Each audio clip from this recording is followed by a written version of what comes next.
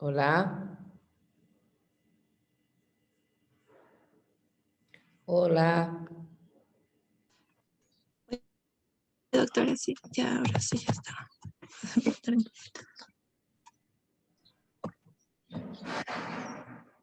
Hola, ¿se me escucha? Perdón. Sí, pero tu micrófono, tu audio está mal, está medio distorsionado. Voy a revisar ahora.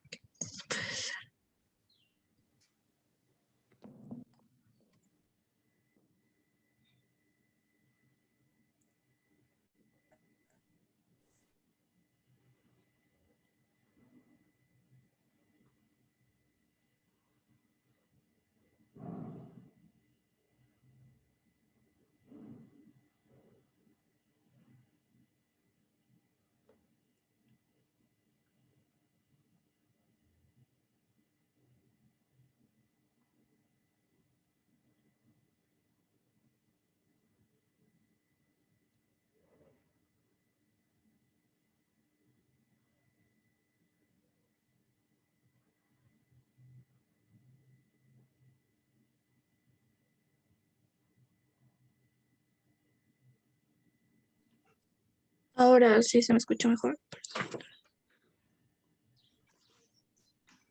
Sí, sí queda. Ya. Sí,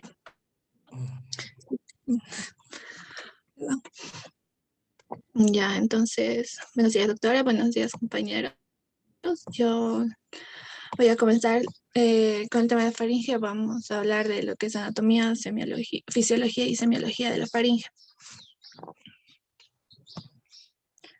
En cuanto a la anatomía, la faringe es un conducto músculo membranoso que se va a extender verticalmente desde la base del cráneo,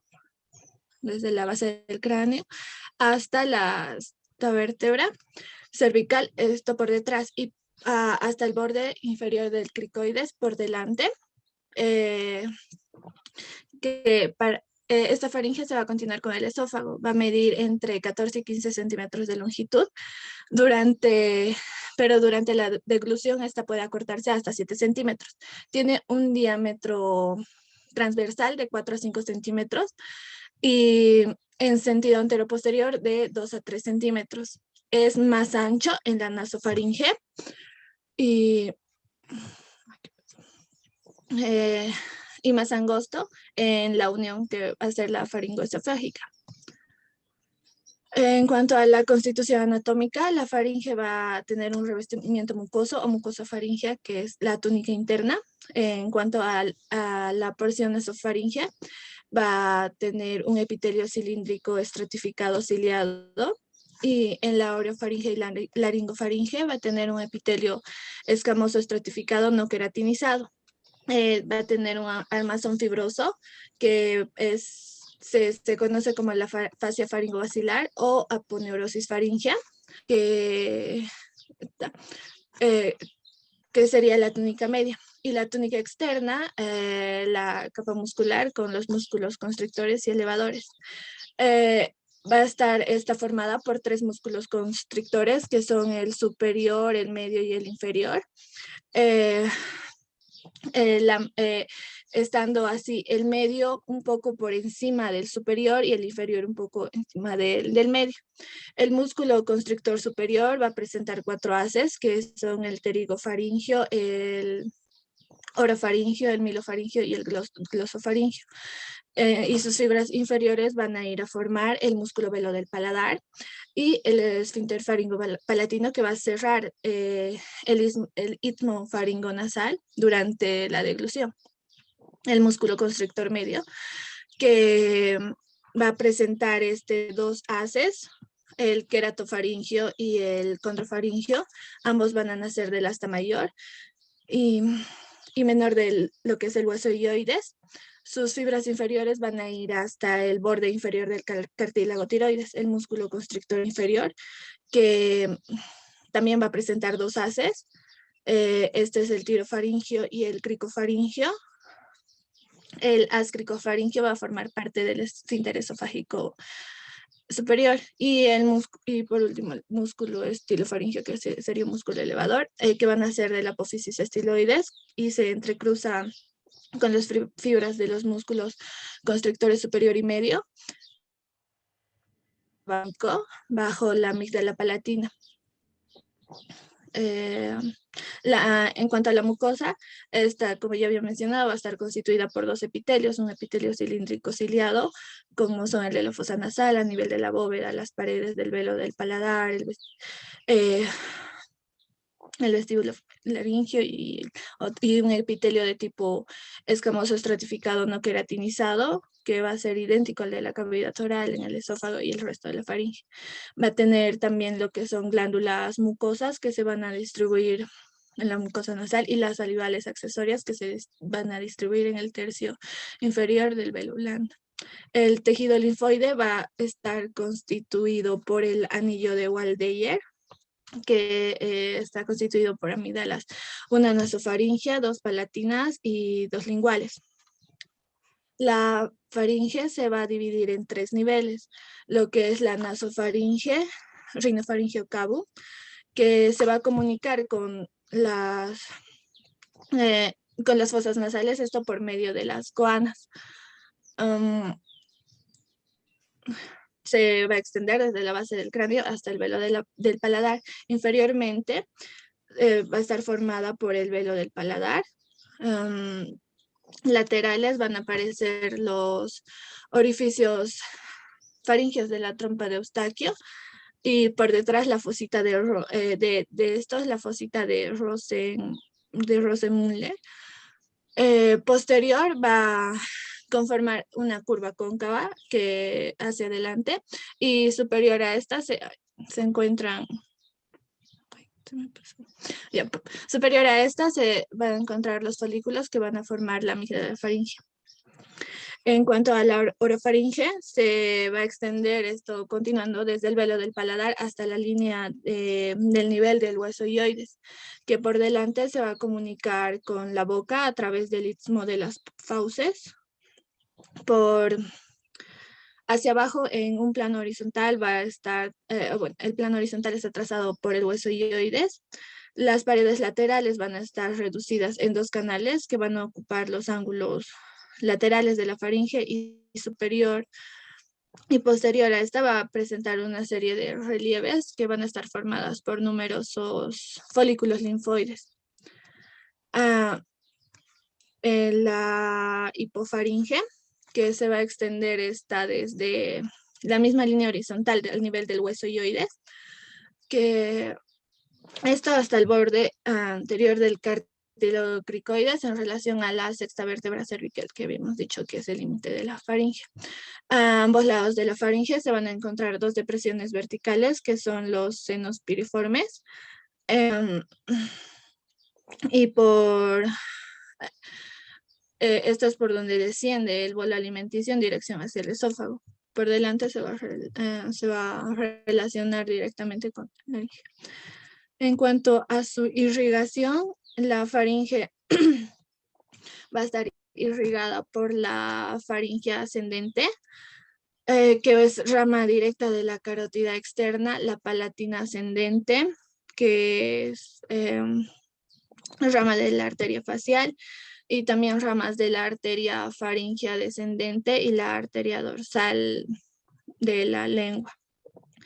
En cuanto a los linfáticos de la...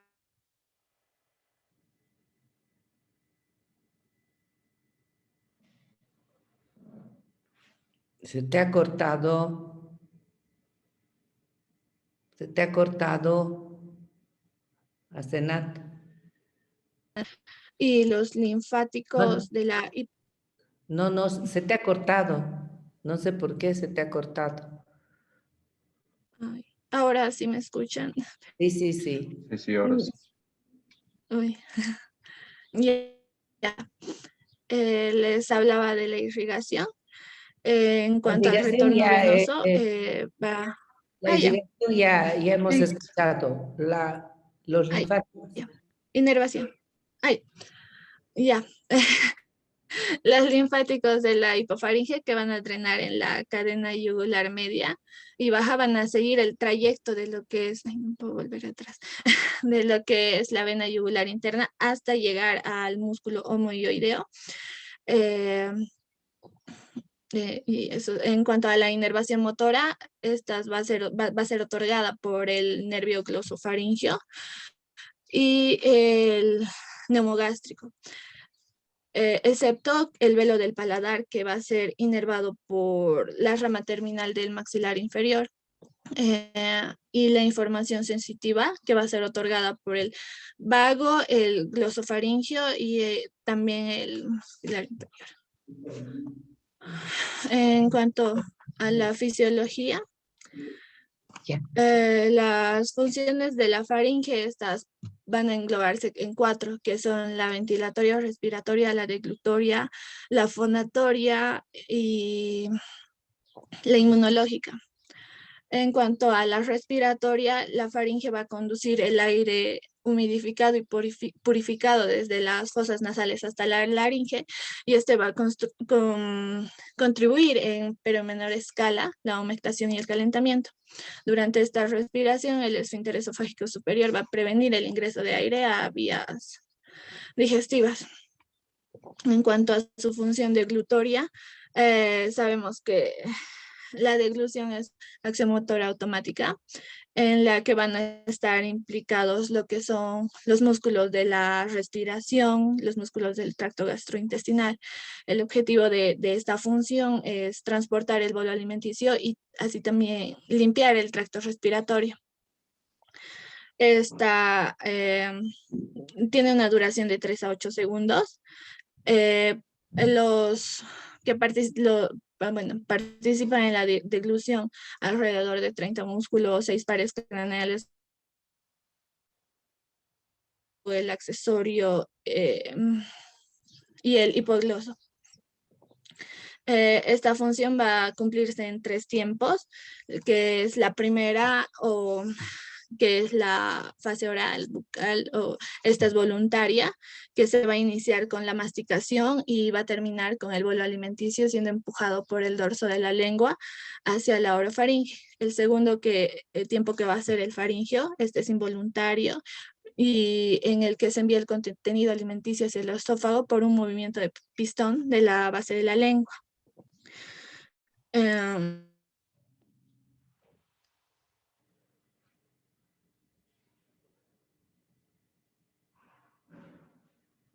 Hola, se te ha cortado. Ay, no. Se te está cortando mucho, mucho, mucho y estás así. Ya voy a conectar a ver a otra señal, no sé qué sea.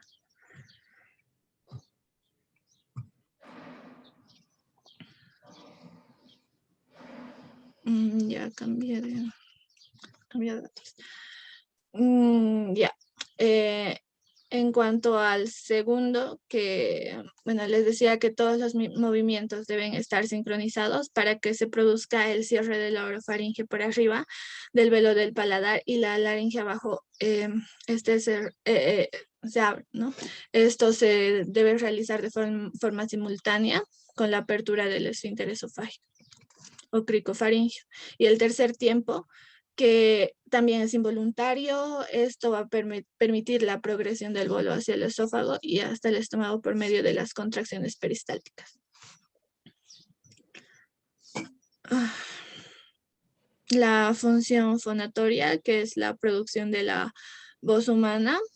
Esto, para que este sonido se produzca, debe contar con 3 componentes, que son el respiratorio, el vibrador y el resonador.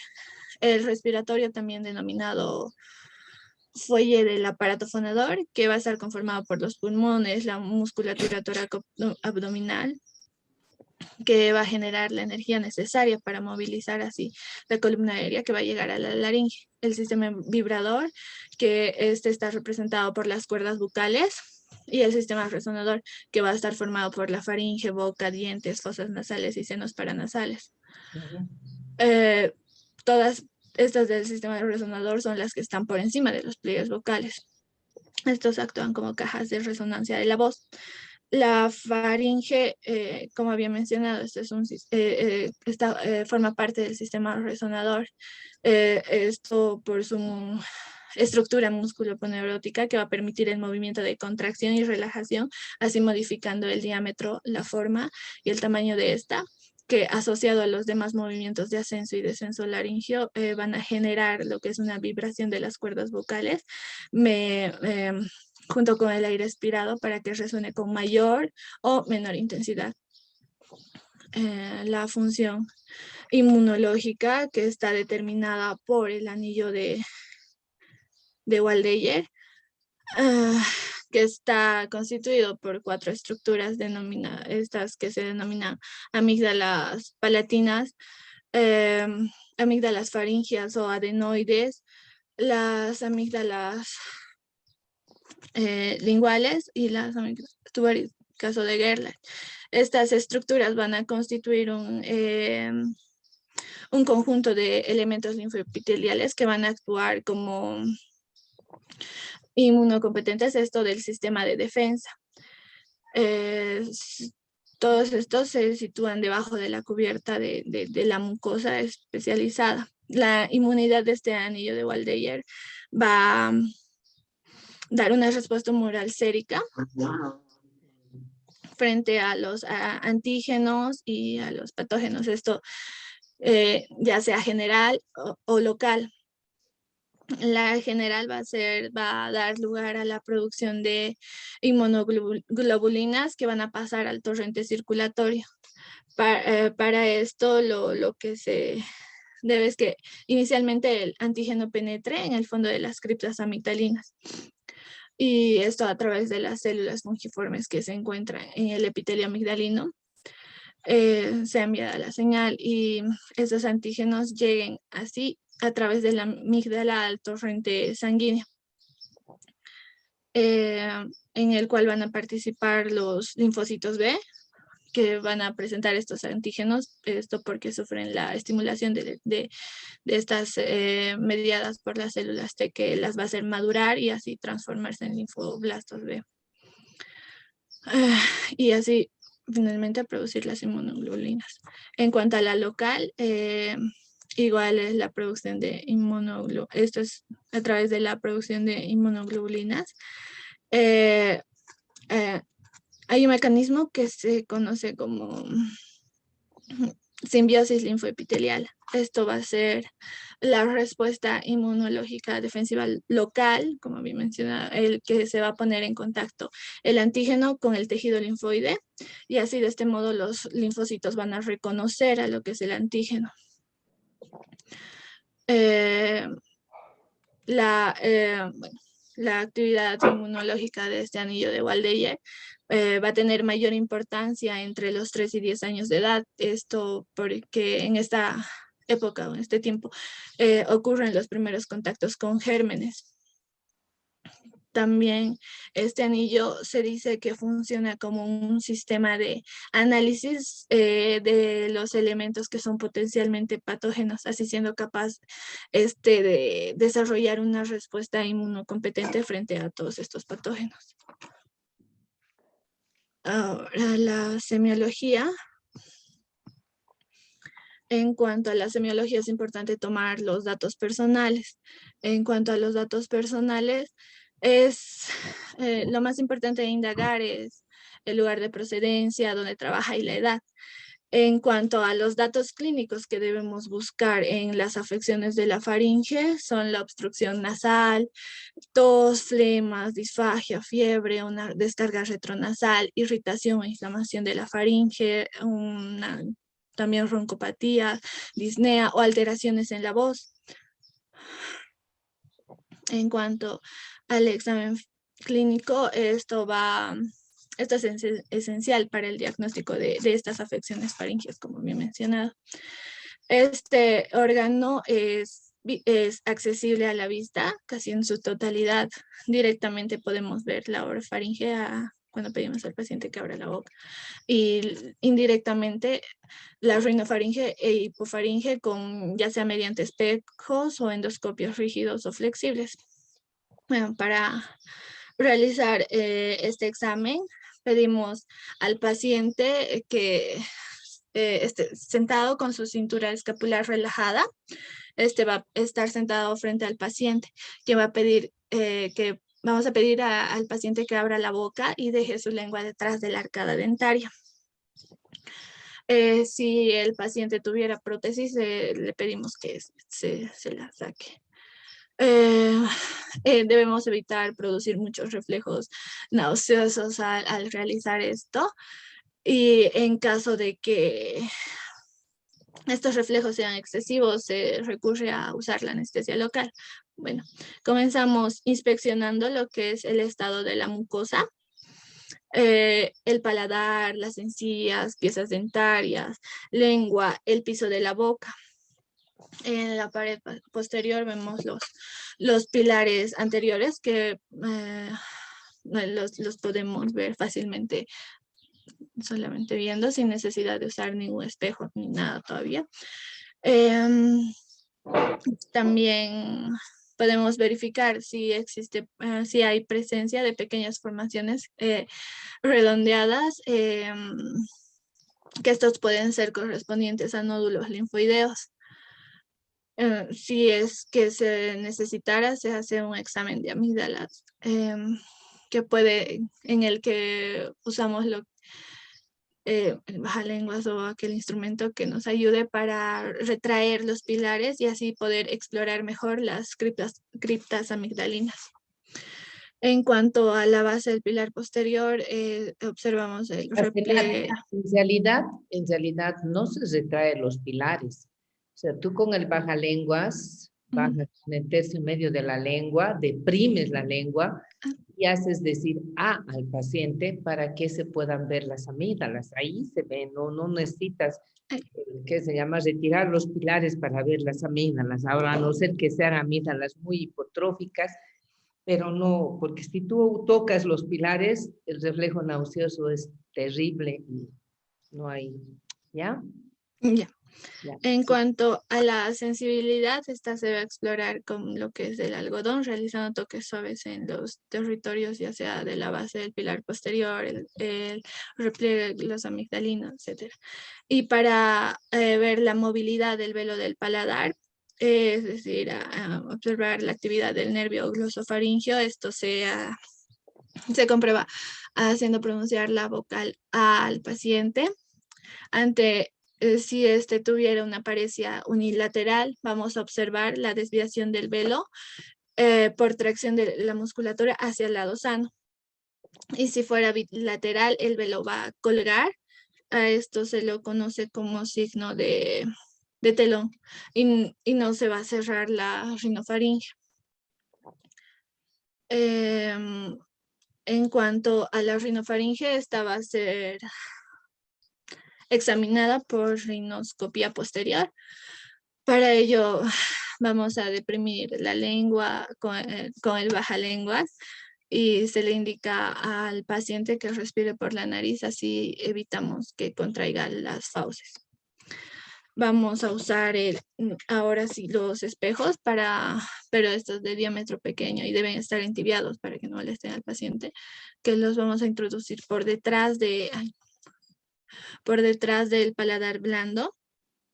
Y necesitamos que un haz de luz que nos ilumine muy bien la rinofaringe. Este haz no debe cambiar el color de las estructuras porque es lo que necesitamos observar. En cuanto a la hipofaringe, esta va a ser explorada por laringoscopía indirecta. Eso no sé si lo explico. Esto van a dar en laringe. Sí. Ya. Esto van a dar en laringe. Entonces, la palpación externa cervical tampoco, doctora. Eso sí tienes que dar voz.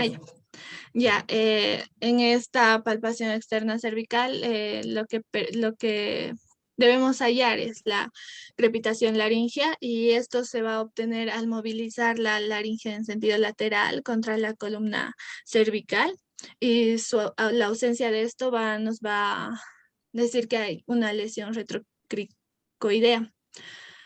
También la palpación de la hipofaringe y de los senos piriformes va a consistir esto en el desplazamiento de la laringe hacia un lado y mediante los dedos de la otra mano que se van a deslizar por el borde posterior del cartílago tiroides del otro lado. Y es así. Estos exámenes se van a complementar con la palpación de las cadenas ganglionares cervicales. En cuanto a los otros instrumentos que se usan para completar estos exámenes es el fibroscopio. No, eso va a dar en exámenes de ya. ayuda diagnóstica. Lo que tú tienes que decirme es cómo se palpa la tiroides. ¿Cómo voy a hacer? No, eso. La tiroides está en el cuello. No, no es lo que le decía, el desplazamiento. No, eso es la laringe. Ajá, la La tiroides. tiroides. Doctora. No has estudiado eso. Por la parte superior. O sea, sí. el No, examinador, el médico está en la parte posterior y tiene que poner las manos delante de él y se palpa la glándula se tiroides. desliza. Para palpar la glándula tiroides. No me acuerdo Listo. cómo era. Listo. Ya. Listo. Ahora es Mirko. Buenos días, doctora. Está bien lo que has dado a Senat y además el tiempo también. Lo has utilizado muy bien.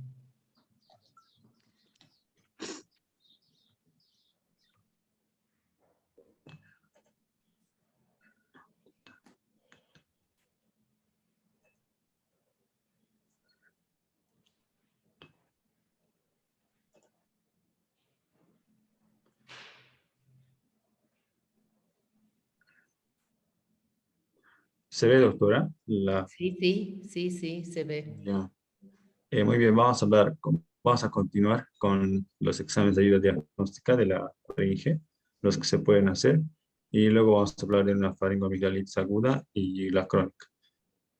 Bueno, en los exámenes que se pueden hacer, uno de los más importantes pues, es la rinoscopía. En este caso queremos observar la faringe, pues vamos a realizar una rinoscopía posterior. La rinoscopía es un estudio de exploración en el cual necesitamos un aparato que es el rinoscopio, pero en este caso, en la posterior, pues para hacer la posterior vamos a necesitar que el paciente, el que esté realizando el examen tenga a disposición, pues que esté con guantes, con bajalenguas, un espejo bucal que sea del pequeño tamaño y una luz externa para visualizar. El procedimiento es, primeramente al paciente se le pide que relaje, ¿no?, los hombros, incline, haga una extensión de la cabeza y abra la boca. Luego se puede, no dice que no en todos los casos, pero sí en unos casos se puede dar anestesia más que todo para evitar el reflejo nauseoso, ¿no? O sea, nauseoso. Bueno, luego introducimos primero el bajalenguas en el tercio, como decía la doctora, en el tercio medio. Luego ¿para qué? Para mantener toda la lengua en la base de la boca y así nos podemos tener una visualización más directa de la faringe. Luego introducimos el espejo de mediano tamaño y luego vamos a observar. Vamos a observar más que todo el aspecto de la mucosa, la humedad, la coloración. Vamos a ver la presencia, si hay la de secreciones, el aspecto de las secreciones. Vamos a ver más que todo el estado de los cornetes, más la forma y el tamaño del inferior y el medio. Luego vamos a ver la permeabilidad del meato. Vamos a ver también las neoformaciones, si hay la presencia de tumores, pólipos, quistes, o también la morfología como decía, del orificio tubárico y de la fosita de Rosenmuller. Bueno, Y de en cuanto... las amígdalas faringeas, ¿no? Que Sí, sí, generalmente se atrofian y forman los adenoides. sí, Eso es bien también importante. También podemos pedir como ayuda diagnóstica, pues los laboratorios. Al pedir un hemograma, posiblemente puede estar esto aumentado con una leucocitosis. eh, con, podemos encontrar una leucocitosis al pedir un hemograma. También podemos pedir la detección de anticuerpos, el denominado la prueba ASTO, que más que todo es una determinación del anticuerpo de la antistreptolicina O. Es el anticuerpo que genera el cuerpo en respuesta a una infección por la bacteria, el Streptococcus pyogenes. Esta, eh, esta más o menos necesita como una muestra de sangre. Esta nos dice que se eleva más que todo empieza a elevarse a la primera semana, pero alcanza los máximos incluso al mes. Los valores normales que nos dan, pues es que en una persona mayor, una adulta, tiene que ser, lo normal es que tiene que ser menos de 200 unidades internacionales sobre mililitros, pero en una persona, en un niño, esto lo normal es que sea menor a 100 unidades. Datos de estas pruebas, por ejemplo, de, de 500 a incluso a 5.000 unidades internacionales, nos hace sugerir que este paciente ya está cursando con nos decía, una glomerulonefritis post-trocósica, una fiebre reumática o una endocarditis bacteriana. También podemos pedir la detección de anticuerpos específicos como las streptosinas o la streptolicina, la streptocinasa o la hialuronasa. Y bueno, los métodos microbiológicos, al hacer una rinoscopía posterior, podemos tomar una muestra. La muestra, un un hisopado faríngeo, el cual lo que podemos realizar es la prueba de test rápido, el denominado Strep A. Esta prueba más que todo para detectar, ¿no? Para más que todo nos diferencia si la infección es viral o es bacteriana. En caso de que sea positivo, pues estamos ante una infección bacteriana y iniciamos rápidamente el tratamiento antibiótico. Este consiste en que se toma la muestra. La muestra se lleva a una de esas cubetas, como pueden ver en la imagen, una de esas cubetas, los cuales entran en contacto con los anticuerpos que tiene.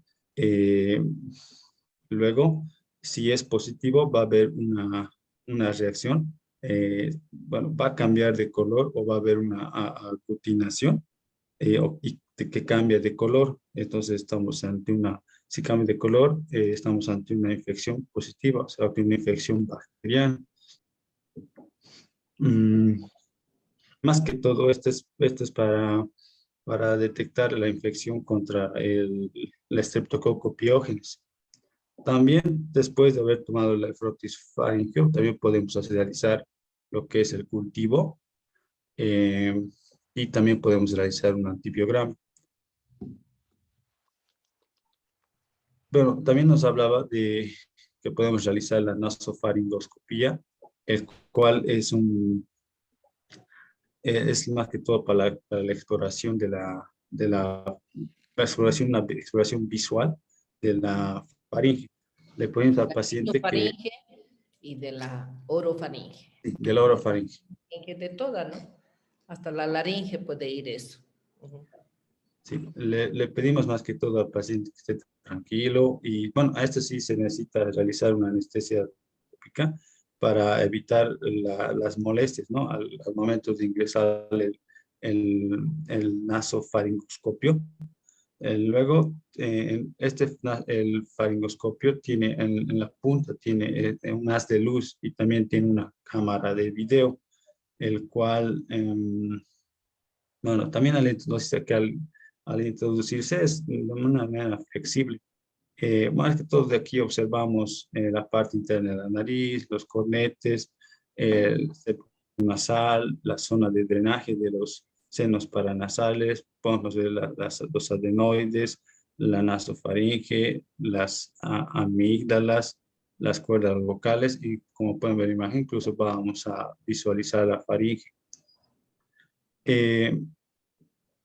bueno, también podemos realizar estas ayudas diagnósticas como las de imágenes, la radiografía, también la tomografía computarizada y la resonancia magnética. Más que todo para Sí, Lidita, sí, sí, sí, sí. la radiografía para visualizar las patologías faríngeas crónicas. Por ejemplo, las estructuras que estén alrededor de la faringe, por ejemplo, las lesiones líticas. Bueno, también podemos realizar lo que es una tomografía computarizada, más que todo para este estudio nos permite observar tejidos más profundos. em, También para ver variantes anatómicas, como aquí en la Tienes que imagen. apurarte un poco, Mirko. Ya. Ya, doctor. Pero bueno, ahora vamos a hablar de la faringoamigdalitis aguda. Bueno, es una infección, una inflamación debido a una infección de la faringe y las amígdalas palatinas. Estas, eh, como etiología, pueden tener una etiología viral o una etiología bacteriana. Dentro de las etiologías virales, puede estar causado por un adenovirus, el virus de la influenza, el rinovirus, el virus sincitial respiratorio, el virus de herpes simple, el citomegalovirus, incluso el virus VIH. Estos más que todo causan un 60% de las infecciones, o un 60-70% en menores de 3 años. Y también puede ser causado por las causas bacterianas, en este caso por el más frecuente, por el estreptococo beta hemolítico de grupo A, el estreptococo piógenes. Este causa alrededor del más del 30%, pero tiene una edad específica de los 5 a los 15 años. También puede ser causado por el estreptococo galacti, el estreptococo aureus, micoplasma pneumoniae, etc. En cuanto a la epidemiología, pues, como les decía, es más frecuente. La infección por el estreptococo beta hemolítico es más frecuente en una edad específica de los 5 a 15 años. Esto es más, pero disminuye su incidencia o es menos frecuente, menos de los 3 años y mayor a 50 años. La faringoamigdalitis aguda se presenta más que todo en estaciones como por ejemplo el invierno y primavera. Bueno, el mecanismo de transmisión, pues hay un mecanismo de transmisión directo, el cual es a través de las gotitas de saliva que se expelen al toser, al hablar, al estornudar de una persona infectada a una persona susceptible. Y también nos hablan de un mecanismo de transmisión directo mediante alimentos, mediante agua, mediante las manos.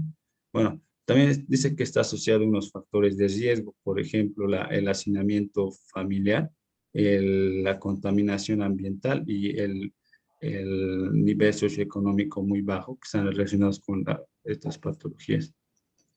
En cuanto a la clínica, pues vamos, dependiendo si es una infección viral, una infección bacteriana, nos van a dar diferentes tipos de clínicas. Por ejemplo, en la de origen viral, estos síntomas, más que todos, se acompañan de un cuadro catarral. Hay congestión nasal, fiebre. La fiebre no es leve, no es tan elevada. Y aquí es la presencia característica de la tos. Puede haber disfonía, puede haber cefalea, puede haber mialgias, conjuntivitis, rinitis, pero la diferencia es que el inicio es de forma gradual, más que todo en años de menos de 4 a más de 45 años, las virales son más frecuentes. Em, eh, bueno, al examen, al visualizar la faringe, vamos a encontrar que se encuentra eritematosa y nos dice que puede haber un exudado así del 65%. Eh, También puede haber, en cambio de que se trate de una infección por bacteriana, pues el comienzo es totalmente diferente. El comienzo es brusco, con una fiebre elevada, nos dicen mayor a 38.5, la presencia de odinofagia, disfagia, cefaleas, náuseas, Médico, vómitos. tranquilo. Has puesto tu chanchullo, Mirko. Eh, Ya, sigue. Bueno, y al observar la faringe, pues vamos a ver que está inflamada. Como con un exudado del 70%, ahí podemos ver las placas amarillentas. También podemos No ver placas. Las placas se ve en difteria. Aquí se ve en puntos. Es así una claro, faringoamidalitis pultácea, puede ser. Ya, ya, sí. y se ve la hiperemia en la fosa posterior.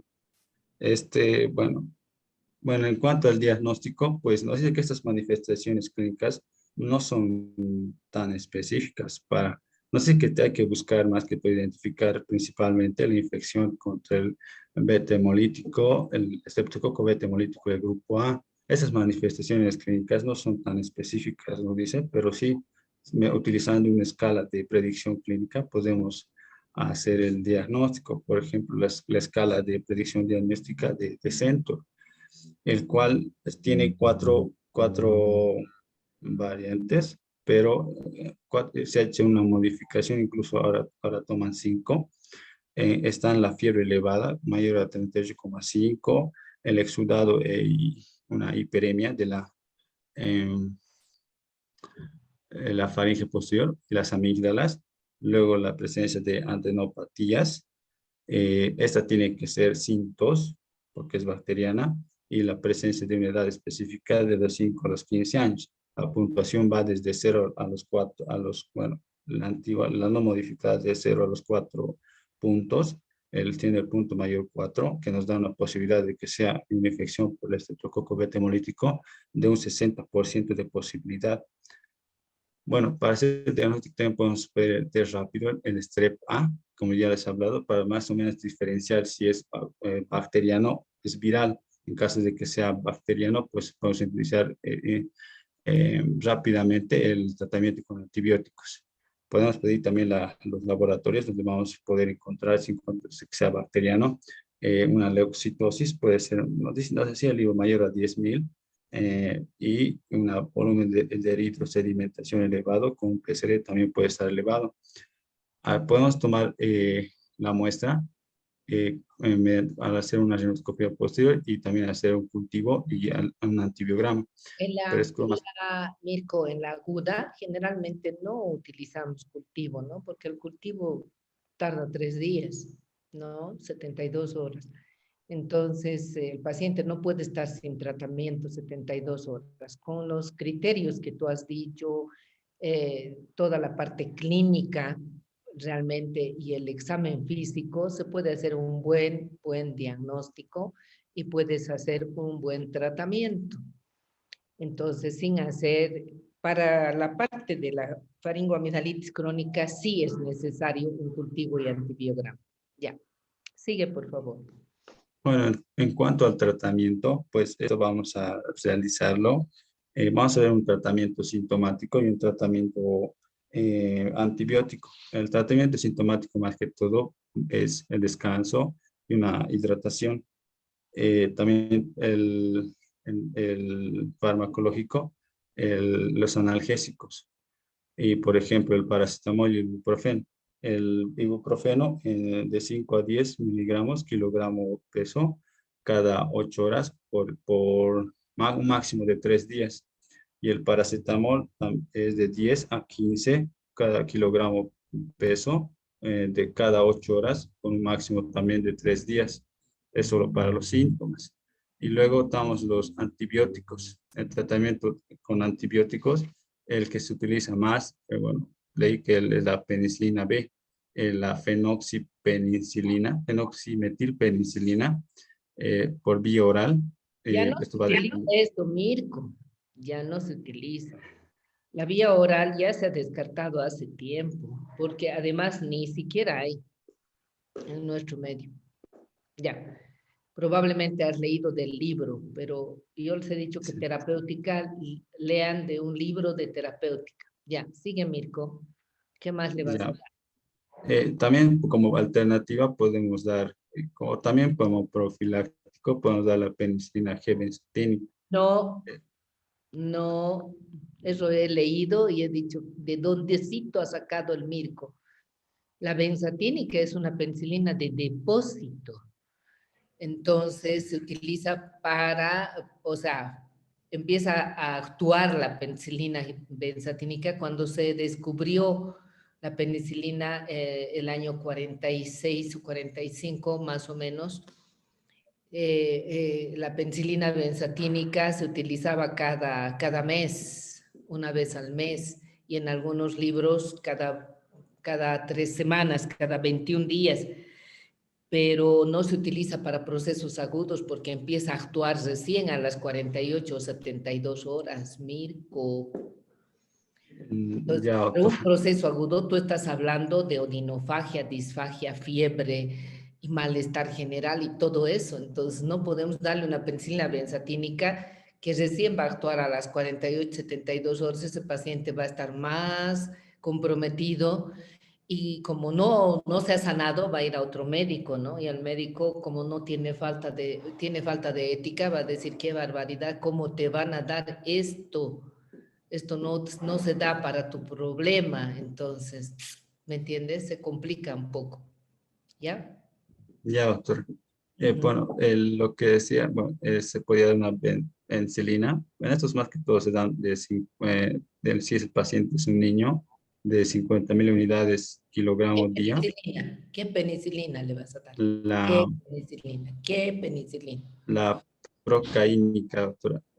La procáinica es una penicilina de qué tipo de acción. Mm, eh, Mirko, pues, Mirko, doctora, Mirko. De acción intermedia, es una penicilina de acción intermedia. ¿Cada cuánto tiempo se da? esta se da por 10 días, doctora. Ah, Y 10 días. Te hiciera pinchar a vos, Mirko, 10 días, porque se da por vía intramuscular y es dolorosa además. Te hiciera pinchar 10 días. Nadie, ni tú, ni ningún paciente se va a hacer pinchar 10 días.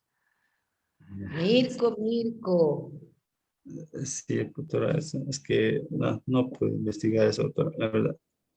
qué Bueno, barbaridad. Tenías un eh, día más para investigar.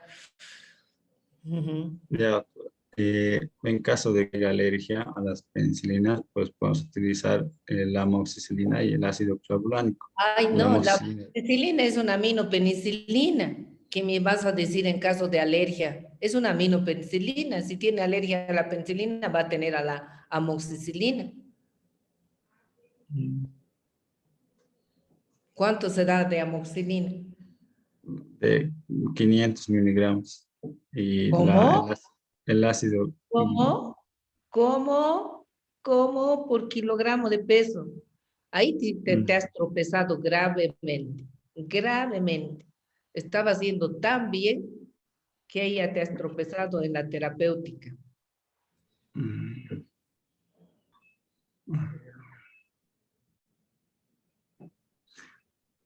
sí, doctor. Bueno, leí que estos se dan cada 8 horas y por un lapso de 10 Pero a no 15 sabes días. ni siquiera la dosis.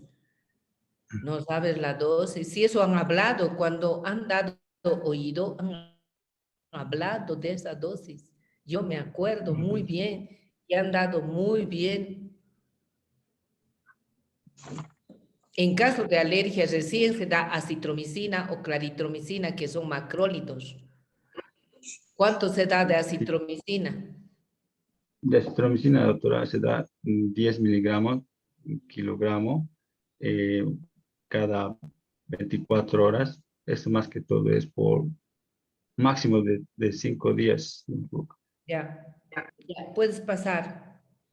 ¿Qué ha pasado con tu terapéutica? Ya, sigue, Bueno, Mirko.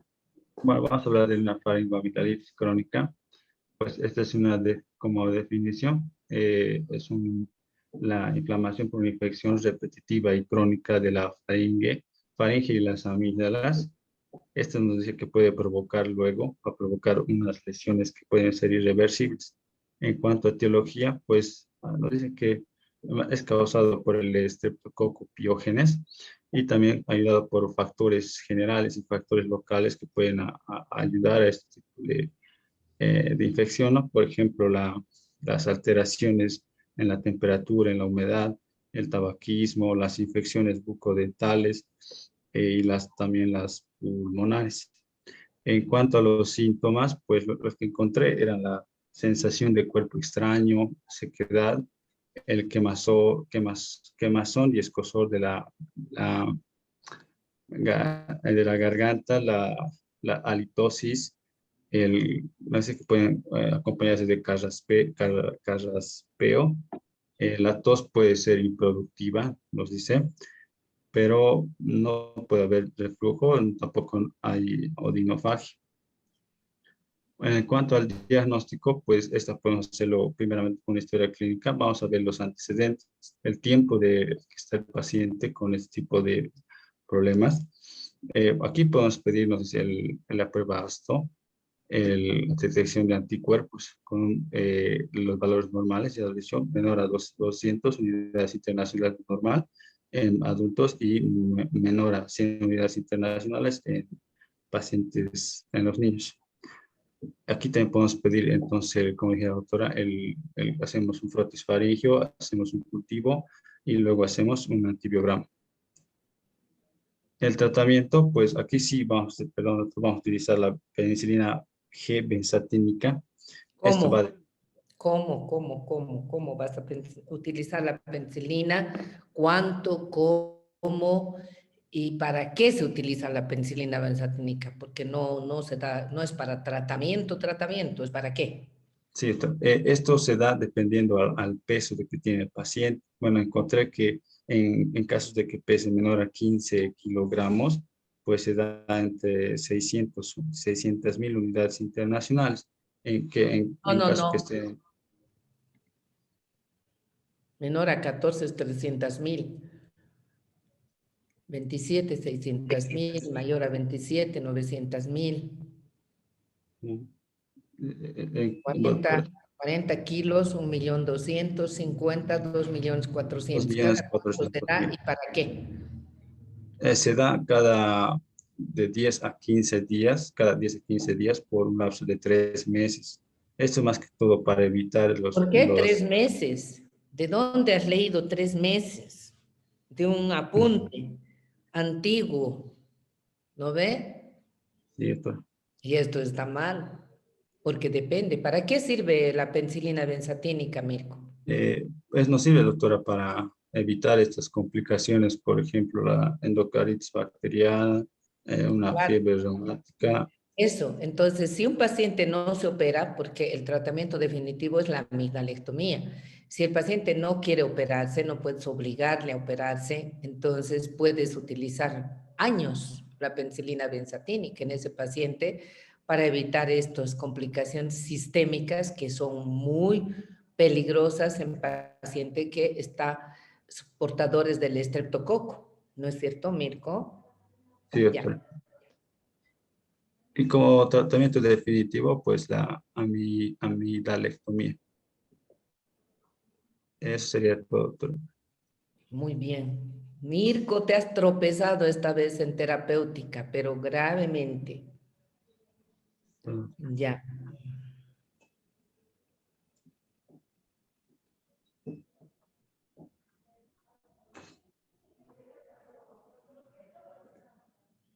Saúl Andrés. Se ve mi pantalla, ¿no? Sí, se ve, Saúl. Ya. Conmigo vamos a ver tres temas. Vamos a comenzar con las complicaciones de esta faringoamigdalitis crónica, ¿no? Estas las vamos a clasificar tanto en locales sistémicas y en supuradas y en no supuradas. En general, las locales van a ser todas supuradas y las sistémicas van a tener las no supuradas y las supuradas. Comenzamos con las no supuradas sistémicas, vamos a hablar de 4, que son la fiebre reumática, la glomerulonefritis, la endocarditis y los pandas, ¿no? Comenzamos con la fiebre reumática. todos van a tener de etiología el Streptococcus pyogenes, entonces no lo voy a repetir.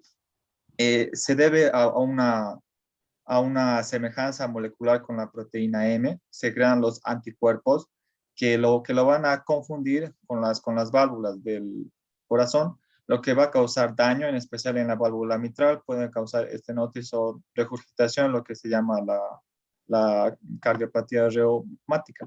La clínica y el diagnóstico van de la mano, ya que en el diagnóstico vamos a tener los criterios mayores que son de Jones y los menores.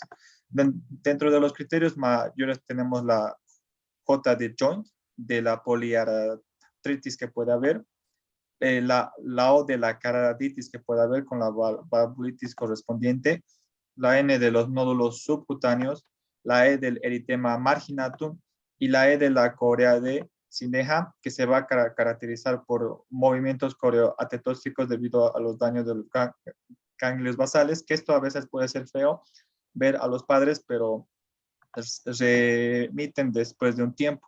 Y luego tenemos los criterios menores que van a estar fiebre, artalgia, un aumento de la velocidad de eritrosedimentación de la proteína C reactiva, y el diagnóstico se va a dar con dos criterios mayores o con uno mayor y dos menores.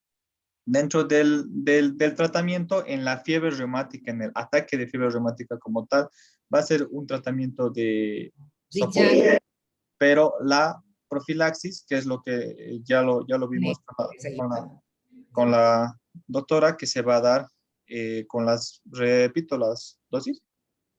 Sí, sí. De acuerdo al peso, se va a dar penicilina benzatínica intramuscular de depósito cada 28 días, en el cual menores de Cada 14 15 kilos. días es actualmente, Raúl. Antes era cada 21 días, pero como te he dicho, cada mes, después cada 21 días. Actualmente se sabe, según los estudios, que solamente los niveles aceptables en sangre son hasta los 15 días. ¿Ya? Pero sí, los libros todavía siguen diciendo cada 3 semanas. ¿Ya? Sigue. Sí, sí, doctora. Entonces, menos de 14 kilos van a recibir 300,000 unidades, entre 14, 27, 600,000, entre 27, 40, 900,000, entre 40, 50, 1.2 millones y más de 50, 2.4 millones. Y el tiempo que se va a dar muchas veces se lo debe de acuerdo a la clínica que ha tenido, pero es por muchos años, hasta los 21 años, hasta los 40 años, o incluso hay casos de por vida. Luego tenemos la glomerulitis post-estreptocócica, que se va a dar de acuerdo por complejos inmunes con los antígenos del estreptococo que se van a depositar en la membrana basal del glomérulo, causando inflamación y síndrome nefrítico. En este va a haber una hematuria, oliguria, hipertensión y edema. Dentro de la clínica y el diagnóstico va a tener esa clínica de síndrome nefrítico, podemos ver a un niño con edema periorbital, la hematuria puede ser macroscópica. En el diagnóstico, además de la clínica, tiene que haber una evidencia de infección por el estreptococo. Raramente puede encontrarse cultivo positivo. En general se recurre a la prueba de Asto, y también podemos ver un complemento C3 bajo, y en caso de que vea una insuficiencia renal rápidamente progresiva se puede realizar la biopsia. Dentro del tratamiento es de soporte con la furosemida, la metilprednisolona y la diálisis en caso de insuficiencia renal. Luego tenemos la endocarditis bacteriana, en la cual se van a formar vegetaciones a nivel de las válvulas. La clínica va a ser un paciente con fiebre, con un soplo nuevo o la alteración de un soplo preexistente. El diagnóstico va de mano con la clínica porque existen los criterios de Duke, en el cual en grandes rasgos es que tiene que haber dos cultivos positivos separados por más de 12 horas, tiene que haber evidencia de las vegetaciones, son los dos mayores, y los menores van a ser ya tanto la fiebre, los nódulos de Osler, de Jane Wall, los puntos de Roth, y juntos van a formar los criterios de Duke, que se va a dar por dos criterios mayores, uno mayor y tres menores o cinco menores. Y el tratamiento se va a dar con la penicilina, se llama cristalina, sódica, potásica, tiene varios nombres, de 50.000 a 100.000 unidades kilopeso día dividido cada 6 horas por 4 semanas. Luego ¿Cuánto? tenemos ¿Por qué vía? ¿Por qué por vía? vía endovenosa. Ah, La ya, penicilina cristalina se da por vía endovenosa, ¿no? ya. Todos estos pacientes van a estar muy mal enfermos, entonces todas las dosis van a ser por vía endovenosa. Luego tenemos los pandas, que son desórdenes neuropsiquiátricos en pediatría. La clínica y el diagnóstico van a ir de la mano, ya que se va a tener 5 criterios, en el cual tienen que ser niños, tiene que ser un inicio brusco, tiene que haber evidencia de la infección, sea por cultivo o por asto. También trastornos neurológicos que se pueden parecer a la Corea de Sineham, con movimientos coreoatitóxicos, que a diferencia de la Corea de Sineham, estos pueden quedar en el niño, no pueden ser que nos remitan, y además del síndrome de Tourette caracterizado por los tics y el trastorno obsesivo compulsivo.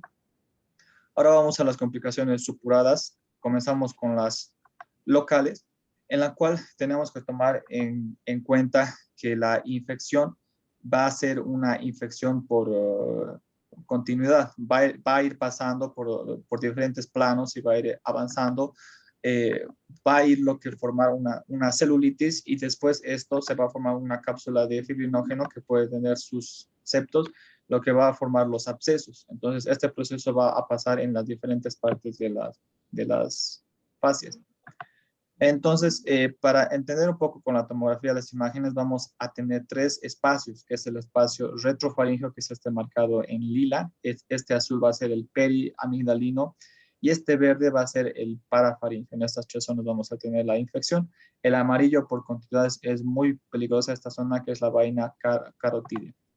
Comenzamos con el absceso o flemón periamigdalino, que se va a dar una infección que va a comenzar en la parte superior de las amígdalas palatinas, que se puede extender hacia abajo, puede extenderse hacia el espacio parafaringeo o al retrofaringeo y de ahí al mediastino, causando una mediastinitis. Las etiologías de todos estos abscesos van a ser polimicrobianas, comenzando con los copiógenes, con gram negativos, otros gram positivos y anaerobios, ¿no? En la clínica vamos a tener a un paciente que va a tener fiebre, se va a ver clínicamente muy enfermo, va a estar con odinofagia, con disfagia. En caso de que ya se encuentre una obstrucción de tanta inflamación que existe, va a tener cialorrea, va a tener una voz gutural. El dolor, en caso de ser unilateral, puede referirse al oído. Al examen físico vamos a ver una zona eritematosa, una masa unilateral a nivel de la amígdala. En caso de que la extensión, el absceso pueda extenderse hacia el músculo tiroideo interno, existe lo que es el trismus, que es definido con una apertura bucal menos de 3 centímetros. Además puede observarse una masa en el cuello lateral, un poco por debajo de la mandíbula. Dentro del diagnóstico tenemos la tomografía con contraste. El contraste va a rodear el absceso formando un anillo y el absceso como tal, el pus, va a ser hipodenso. En este caso vemos un absceso bilateral con varias loculaciones. Dentro de la terapéutica Se antes te ha ido de... tu imagen. no, Se ha ido. es que es un video. Ah, Dentro ya. de la terapéutica vamos a tener principalmente el control de la vía aérea. Tenemos que hospitalizar a los pacientes, realizar la incisión, drenaje, el manejo con antimicrobianos y con corticoides en caso de obstrucción. Entonces, las dosis de antimicrobianos para cubrir gram negativos y gram positivos, la ceftriaxona, de 50 a 100 miligramos kilopeso día dividido cada 12 horas, durante 10 días, y si hay una alergia a la ceftriaxona, puede usarse eritromicina endovenosa, ¿no? De 20 a 40 miligramos. Eritromicina no hay en venosa, pues, Raúl. Bueno, hay en otros Eritromicina no países, hay. acá no, creo que no hay. No hay, pero no hay endovenosa eritromicina, es vía oral. Sí. Que es los macrólidos son puro vía oral. Sí. Ya. Está bien, doctora. Entonces, además, la inflamación se puede cubrir con dexametasona solo por las primeras 48 horas y la dosis es de 0,2 a 0,3 miligramos kilo Y peso para día. anaerobios, ¿qué vas a dar, Raúl? El metronidazol, que se va a dar de 30 a 40 miligramos kilo peso día dividido cada 6 horas, también por 10 días. Entonces, todo este manejo va a ser similar en los diferentes abscesos, ¿no? Y No hemos visto tu video. A ver, veremos tu video. ya. En este video vamos a comenzar viendo con la tomografía de la paciente. Y acá se va a ver el absceso, ¿no? Que en este caso va a estar del lado izquierdo. Entonces se preparan los materiales para la aspiración, para todos, ¿no? Todos los materiales que se necesitan. Se tiene que proceder a la anestesia local. Puede haber la anestesia con Sprite. Y en caso de que no sea suficiente, se puede hacer la infiltración de anestesia, ¿no? Con pinefrina más. Luego de esto tiene que hacer lidocaína con pinefrina. Luego se produce la aspiración.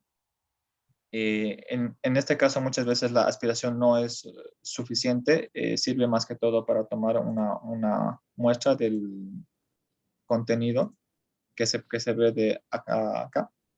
Y luego se procede a la incisión, siempre en un sentido vertical.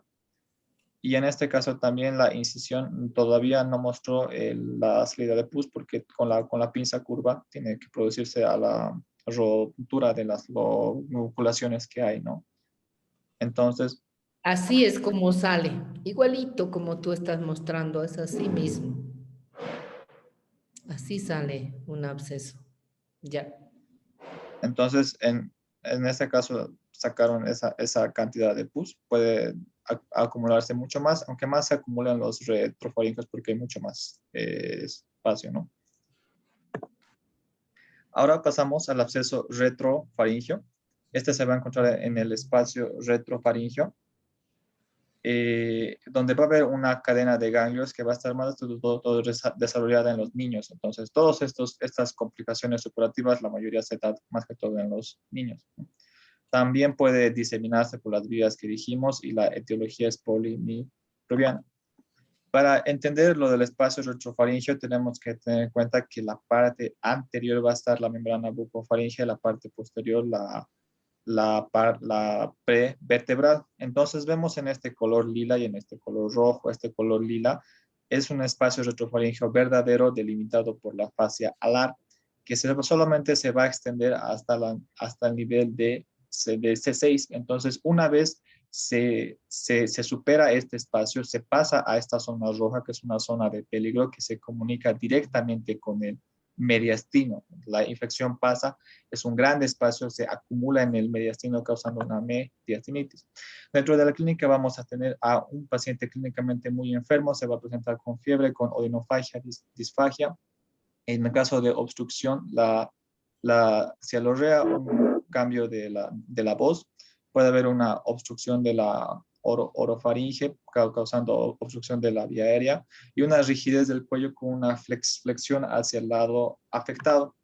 Dentro del diagnóstico nos puede colaborar las radiografías si no tenemos más recursos, en el sentido de que hay el espacio que se encuentra detrás de la faringe a nivel de C2, si supera los 7 milímetros o a nivel de C6 los 14 milímetros en los niños, se les dice que hay una masa que ocupa. Y en un paciente tóxico se supone que podría ser hecho por un absceso. En este caso vemos una radiografía con un espacio de unos más de 3 centímetros y entonces nos hace una gran sospecha del diagnóstico, que se ve mucho mejor en la tomografía con contraste. Acá vemos el absceso y unas 2 loculaciones hijas. Acá vemos un corte transversal, que esto es de la parte superior, y vemos un corte coronal, que vemos que se ha extendido, se ha formado varias loculaciones en todo el largo, ¿no?, de la retrofaringe. Dentro de la terapéutica va a ser muy similar en el manejo de la hospitalización vía aérea, los antimicrobianos, con la diferencia de que estos pacientes tienen que procederse a la anestesia general para hacer el drenaje. Vemos que le pusieron el tubo endotraqueal, y el procedimiento se va a dar de una forma similar, en la cual esta es una vía transoral cuando el absceso se ubica sí en una forma retrofaringea, ya que a veces pasa al espacio parafaringeo, y es ahí donde se puede ingresar por una vía cervical externa, ¿no? Entonces se procede a la incisión, que también se la profundiza en este caso, donde no se logra mucho, y ya se usa las pinzas, ¿no? Entonces ya se sale, ¿no?, el pus, que como dije, en este caso puede ser de mucho gran cantidad. Este espacio es mucho más grande, y este procedimiento, ¿no?, obviamente tiene que estar con anestesia general, ¿no?, y intubado. Entonces, acá se sacan muchas cantidades de pus. Acá se ve mucho más que en el otro video. Haciendo un paréntesis, esto hace un tiempo he sacado este absceso, más o menos como 1,5 litros de pus retrofaringeo, que ya estaba afectando el mediastino. O sea, impresionante, pero esto hay, sucede y existe. Está bien tu video. Ya, sigue, Raúl Andrés.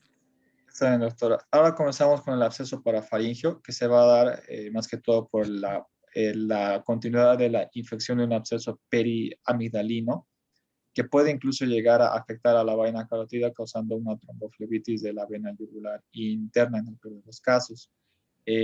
También puede darse síntomas obstructivos, pero es menos frecuente que los otros dos que vimos, y diseminarse en el espacio parafaringeo y en el retrofaringeo hasta el mediastino. Incluso se habla de que ambos van muy par de la mano, hasta un 77% de parafaringeo y retrofaringeo van juntos, y la etiología también es polimicrobiana. En la clínica el paciente va a estar clínicamente muy enfermo, va a presentar fiebre, va a presentar un poco de odinofagia, disfagia. Aquí el trismus va a ser mucho más evidente, ya que en esta zona parafaringea es aquí donde está mucho más cercanía del músculo pterigoideomedial a la faringoscopía.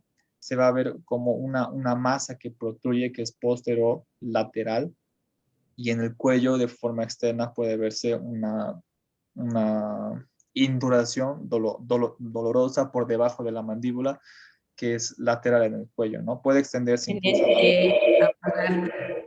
Tienes que apurarte, Raúl. Sí, sí, doctor. Dentro del diagnóstico va a ser por tomografía, que vemos que comienza con celulitis y los abscesos. El tratamiento va a ser muy similar. El abordaje quirúrgico va a ser por el cuello, y los antibióticos a las mismas dosis que dijimos, la ceftriaxona y el metronidazol. En la linfadenitis cervical supurada, la etiología va a ser la misma, puede verse clínicamente muy evidente. El diagnóstico con tomografía se va a presentar, y el tratamiento también va a ser. ¿Cuánto se da la ceftriaxona? ¿Cómo se da la ceftriaxona? La ceftriaxona se da de 50 a 100 miligramos kilopeso día, dividido cada 12 horas, ¿no?, por 10 días. ¿Vía? Por vía endovenosa, y el metronidazol también por vía endovenosa. Ya, sigue. La celulitis cervical, acá podemos limitarnos al tratamiento antimicrobiano, como en la celulitis, que puede remitir solamente con esto. Acá vemos una continuidad de un absceso periamigdalino, una linfadenitis que pasó a ser una celulitis cervical.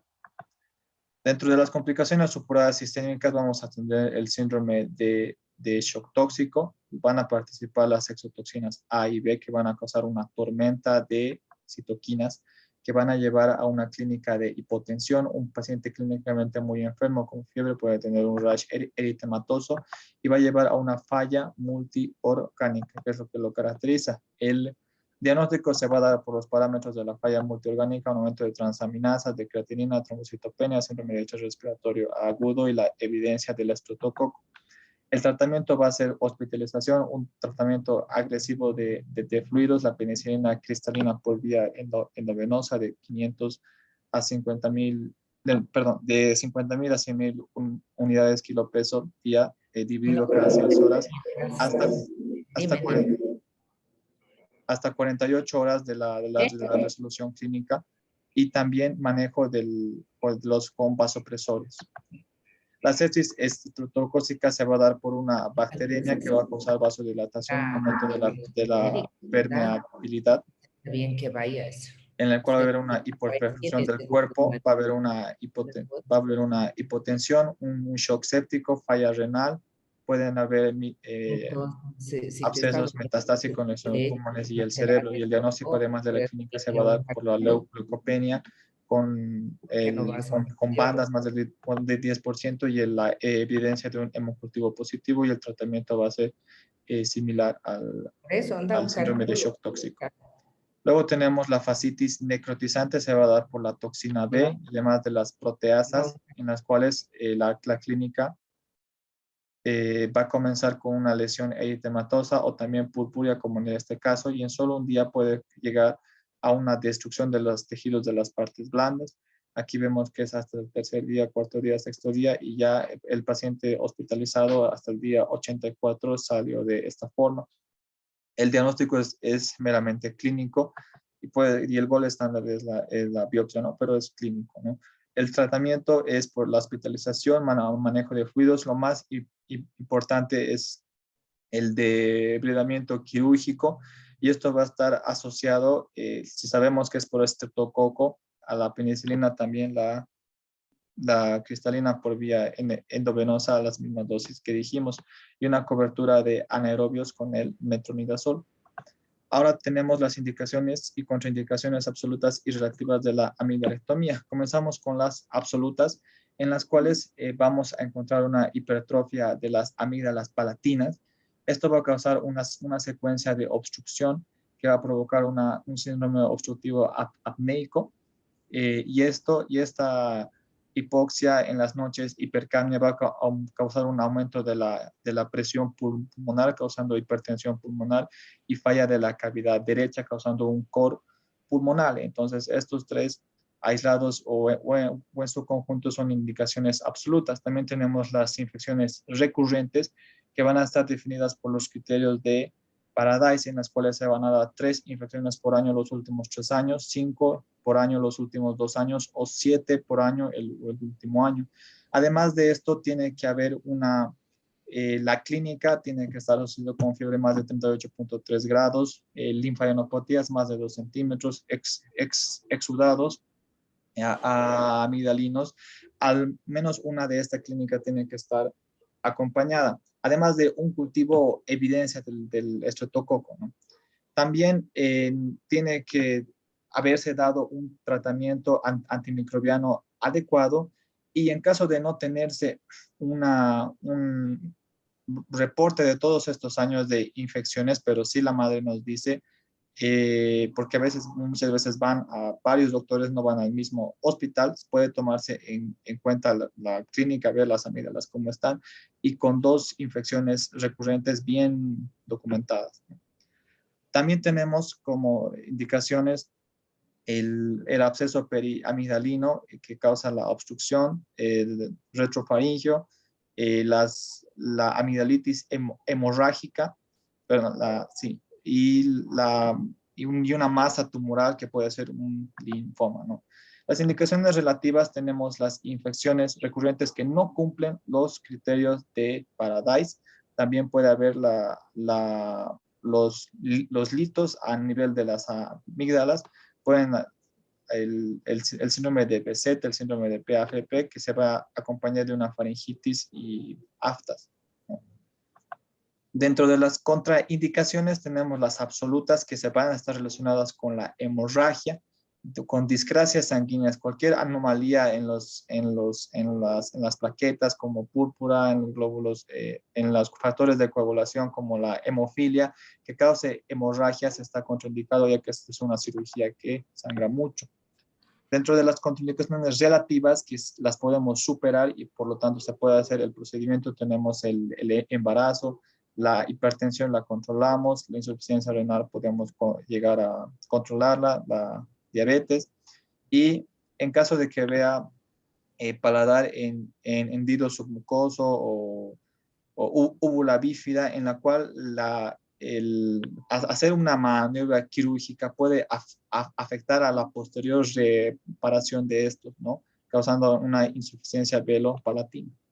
Ahora pasamos a las faringitis específicas. Vamos a hablar de 3. Comenzamos con la tuberculosa, que va a estar dada por Mycobacterium tuberculosis. Va a ser una infección muy prevalente en el mundo.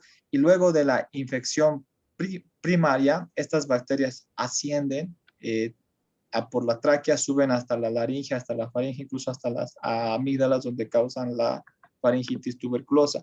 En la clínica tenemos un paciente con odinofagia, con disfagia, va a estar ese paciente cansado, se van a ver lesiones granulomatosas a nivel de la faringe, incluso puede simular una tumoración a nivel de las amígdalas, y muy importante, los pacientes no presentan tos porque ya ha pasado la primoinfección. El diagnóstico se va a dar por biopsia, se va a dar una lesión granulomatosa rodeada de células gigantes, y también la prueba de la tuberculina, que va a ser positiva si va a ser mayor de 5, 10 o 15 milímetros, de acuerdo a las características de cada paciente. Dentro del tratamiento vamos a tener una terapia con 4 fármacos los primeros 2 meses y con 2 fármacos los últimos 4 meses. Dentro de las dosis van a variar los niños. Ya, puedes pasar, Raúl. Eso saben. Sí, doctor.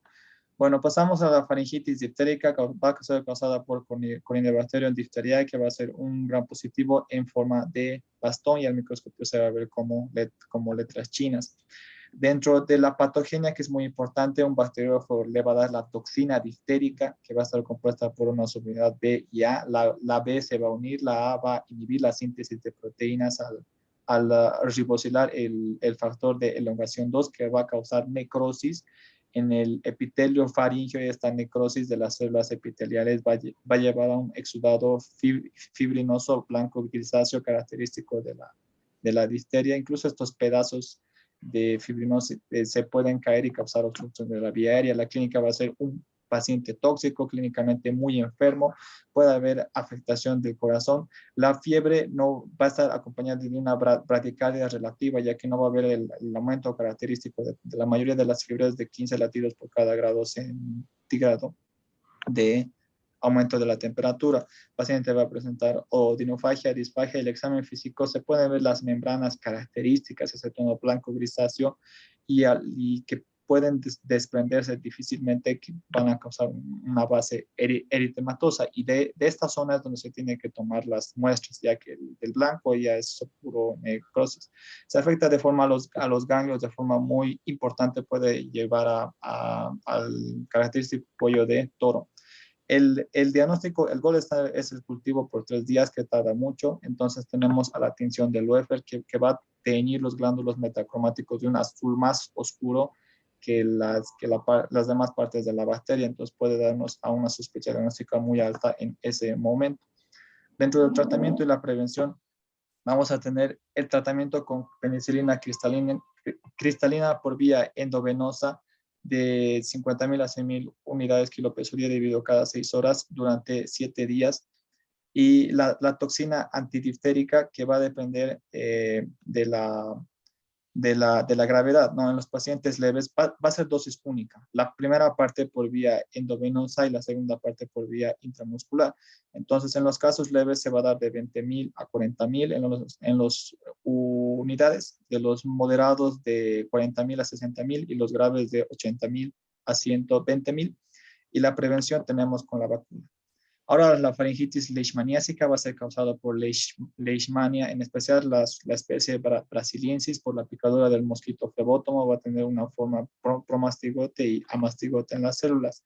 Dentro del ciclo va a ser por la picadura del mosquito del promastigote, entra, se convierte en amastigote en los macrófagos, estos se destruyen, se vuelven a ser promastigotes, los pica el mosquito de nuevo a los amastigotes, promastigotes del intestino viajan a la probóscite y así se repite todo el ciclo. Dentro de la clínica tenemos a un paciente con odinofagia, también con disfagia, puede presentar tos, puede presentar un poco de disnea y en general estos casos son raros, solo he encontrado información de artículos científicos bolivianos en el cual se va a presentar a la faringoscopía unas ulceraciones no dolorosas y también puede afectar a la faringe, ¿no? En su forma mucocutánea. El diagnóstico va a ser por intradermoreacción de Montenegro. Y muy importante la toma de la biopsia con la tinción de Giemsa, que se va a ver los amastigotes, que son estos chiquititos de acá. El tratamiento se va a dar con anfotericina B de 0,5 a 1 miligramo kilopeso día por vía endovenosa en un paciente hospitalizado, dividido cada 6 horas, hasta llegar a una dosis total de 15 a 30 miligramos kilo día peso, y esto toma entre 25 y 45 días. Eso es todo, doctora. Muchas gracias. Muy bien, muy bien, muy bien, muy bien. Has tenido una cosita muy leve, pero muy bien. Muy bien. Gracias, Ya. doctora. Cintia. Muy bien, doctora.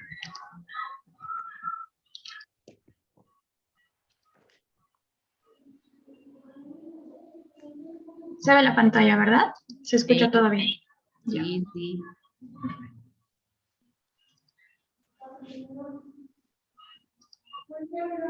Hola, ¿cómo estás?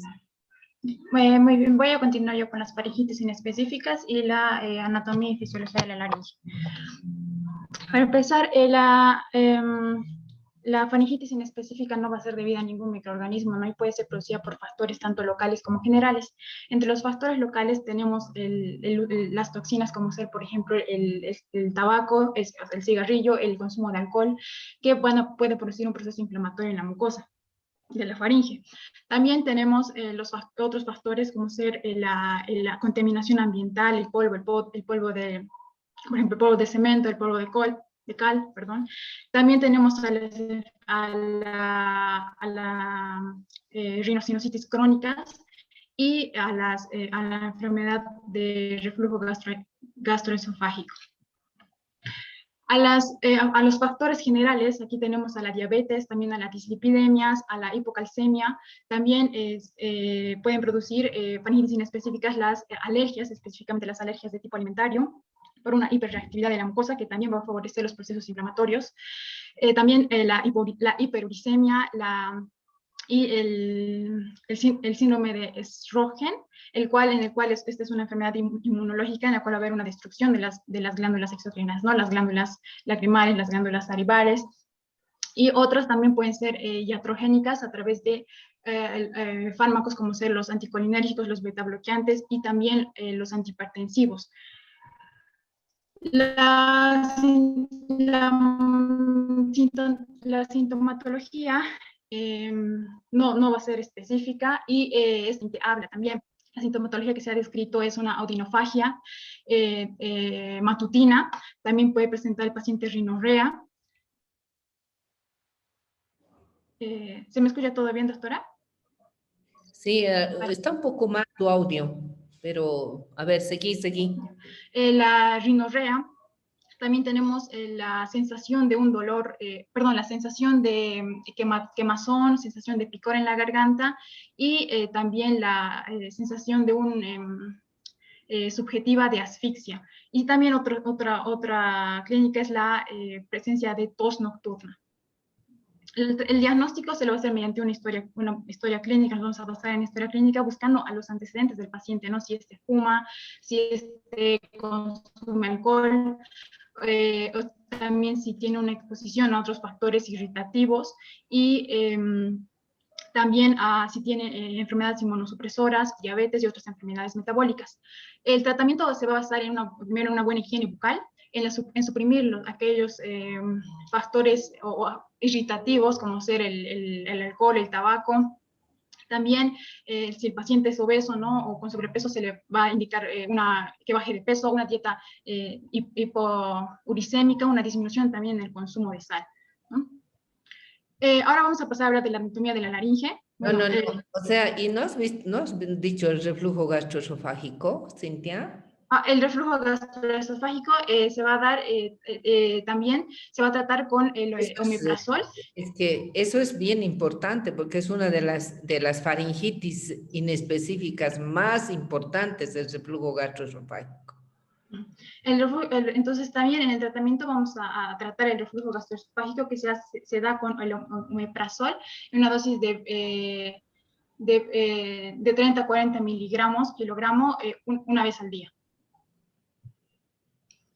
Ahora vamos a hablar de la anatomía de la laringe. La laringe es un órgano móvil que está ubicado en la parte anterior del cuello. Es un órgano único y es una estructura hueca, ¿no? Y que se va a continuar hacia arriba con la laringofaringe y hacia abajo se va a continuar con la tráquea. Va desde el C3, de la vértebra de la C3 a la C6, y tiene una longitud de 45 milímetros, con un ancho de 40 milímetros, y en sentido anteroposterior de 35 milímetros, con un diámetro de 4 centímetros. La laringe va a estar formada por un esqueleto cartilaginoso, este esqueleto que va a estar conectado entre sí a través de ligamentos, membranas y músculos. Vamos a pasar a hablar de este esqueleto cartilaginoso, el cual está conformado por 9 cartílagos, de los cuales 3 son únicos o no emparejados y otros 3 son pares o emparejados. Vamos a hablar primero de los únicos. Tenemos aquí el cartílago tiroides, que es el más grande, el cartílago tiroideo, que es el más grande de todos los cartílagos laringios, y este va a estar formado por dos láminas, ¿no? Al lado izquierdo y lado derecho, respectivamente, y esas láminas se van a unir a nivel de la línea media y van a formar lo que es la prominencia laringea, lo que comúnmente se conoce como la manzana de Adán, que es más prominente o más pronunciada en los varones debido al efecto de la testosterona, que produce un mayor desarrollamiento de la laringe en comparación con las mujeres. También vamos a encontrar que el borde superior, ¿no? del cartílago tiroides no es continuo, ¿no? Esto se conoce como la escotadura laringe superior. Y también tenemos la escotadura laringe inferior, que es menos prominente que la escotadura laringe superior. En las láminas, las porciones laterales de las láminas se van a continuar hacia arriba a través de las astas, a las astas superiores, y hacia abajo con las astas inferiores, las cuales se van a articular con la carilla de articulación tiroidea del cartílago cricoides, y van a formar la articulación cricotiroidea, ¿no? Luego vamos a hablar, y además que el cartílago tiroides, como podemos ver en la imagen, no es un cartílago cerrado, ¿no? Tiene una parte anterior y una parte lateral, pero no es cerrado, no es completo. A diferencia de lo que es el cartílago cricoides, que es un anillo cerrado, y que va a estar formado por una parte anterior, que es convexa. Esta se conoce como el arco, y la parte posterior, que viene a ser la lámina posterior del cartílago cricoides, ¿no? Este cartílago va a servir de apoyo, o aquí se va a descansar el cartílago aritenoides, ¿no? Que este cartílago aritenoides más específicamente va a descansar sobre la porción o sobre la lámina posterior del cartílago cricoides, y va a tener la parte más medial va a ser lo que es la apófisis en la base, la apófisis vocal, y más lateralmente está la apófisis muscular, ¿no? También tiene su vértice en el cual va a servir, porque aquí también se va a apoyar lo que es el otro cartílago, que es el cartílago corniculado, que tiene la forma de un cuerno. También, ahora pasando a hablar de lo que son los cartílagos cuneiformes. Esos cartílagos no están articulados con ningún otro cartílago directamente, sino que están flotando. Y También tenemos el cartílago epiglótico, el cual tiene la forma de una hoja, ¿no? Y la parte en su borde, en su extremo superior es más ancho y se va adelgazando en su borde inferior y forma lo que es el pedúnculo. Esta estructura es bastante importante durante la deglución porque mientras al deglutir y se va a producir un ascenso y la laringe va a ascender y va a ir hacia adelante y la epiglotis también se va a inclinar cerrando de esta manera la entrada o el orificio de entrada a la laringe, ¿no? Y evitando de esta manera también el paso de cuerpos extraños y alimentos hacia las vías respiratorias. De todos estos estructuras, de todos estos cartílagos que he mencionado, el cartílago tiroideo, el cartílago cricoides y el cartílago aritenoideo están formados por cartílago hialino, eso me olvidaba mencionar. Y los elásticos van a ser el cartílago epiglótico, va a estar formado por cartílago elástico, también el cartílago cuneiforme y los corniculados. Bien, ahora vamos a pasar a hablar de las articulaciones, que las importantes son la articulación cricotiroidea, que se va a dar, ¿no? A través de las caries articulares que tiene el cartílago cricoides, con las astas inferiores del cartílago tiroideo. Y también otra articulación es la articulación cricoaritenoidea, que más específicamente se da con la base del cartílago aritenoideo y en lo que es la lámina posterior del cartílago cricoides. Bueno, también tenemos la presencia de la membrana, una membrana que es la membrana tiroidea. Esta membrana tiroidea consta de una parte ensanchada que es en la parte medial, que viene a ser el ligamento tiroideo medio, y hacia los laterales tenemos a los ligamentos tiroideos laterales. También tenemos otro ligamento que es el ligamento cricotiroideo. Este ligamento cricotiroideo también tiene una parte medial que es el ligamento cricotiroideo medial y el ligamento cricotiroideo lateral, ¿no? También tenemos los ligamentos vocales. Estos el ligamento vestibular, que va a ir desde el dorso del cartílago tiroides hasta la porción lateral del cartílago aritenoides. Y este ligamento es el que conforma lo que son los pliegues vocales o los pliegues vocales falsos. También tenemos los pliegues vocales, que están inferior a los pliegues vestibulares. Estos van desde también el dorso del cartílago tiroides hasta lo que es la apófisis vocal del cartílago aritenoides. Como podemos ver en esta imagen, se va entre lo que es el ligamento vestibular y el ligamento vocal, se forma un espacio, como una sombra acá, ¿verdad? Esta es la región que se llama ventrículo, que más adelante voy a pasar a hablar de él. Otros ligamentos que tenemos a nivel del epiglotis, tenemos el ligamento tiroepiglótico, ¿no? Que se da entre el dorso también del cartílago epiglótico, del cartílago tiroides con el pedúnculo del epiglotis. Y otro ligamento es el ligamento ioepiglótico, que se da con el hueso ioides, ¿no? Ahora pasando a hablar de los músculos, se los ha clasificado en dos, en los músculos extrínsecos y los músculos intrínsecos. En los extrínsecos van a ser dos grupos de músculos, los cuales van a elevar la laringe o van a descender la laringe. Los que van a elevar van a ser el músculo digástrico, van a ser el músculo digástrico, también va a ser el músculo miloioideo, el músculo genioioideo y el músculo estiloioideo, también el tiroioideo. En los que van a descender o deprimir son los músculos esternocleidoideo, el esternoioideo y el homoioideo. Los músculos intrínsecos, que ya son propios de la laringe, tenemos estos músculos lo que van a hacer, van a ayudar o van a regular el orificio de entrada de la laringe, también van a regular la hendidura glótica y también el ligamento vocal, ¿no?